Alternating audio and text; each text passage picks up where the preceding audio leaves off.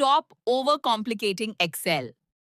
In our last video, we mapped out the entire data analytics roadmap. But today, the real work starts. You don't need to master everything.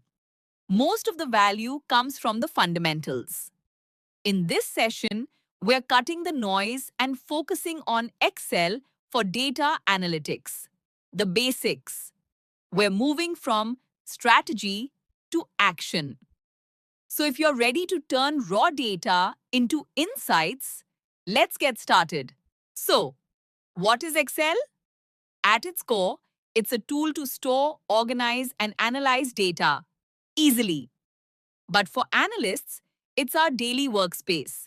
We use it to clean data, turning messy information into something usable, to calculate values, and understand what the numbers actually mean, and to create reports so others can clearly understand our insights.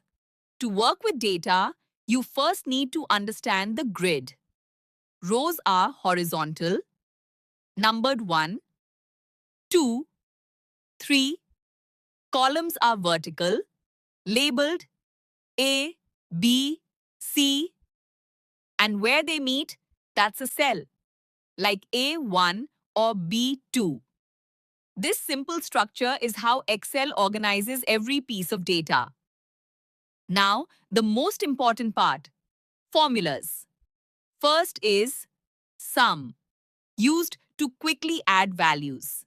Just select the range, and Excel does the rest. Next is average, used to find the mean of your data. Same structure, just a different function. Master these two, and you've already unlocked the core power of Excel. Here's a simple data set of sales. We have different products and their sales values listed in this column. To find total sales, we use sum. It adds everything. And to find average, we use average. This takes the total and divides it by the number of items. That's how easily you get insights using Excel. So, why does this matter? Because this isn't just Excel.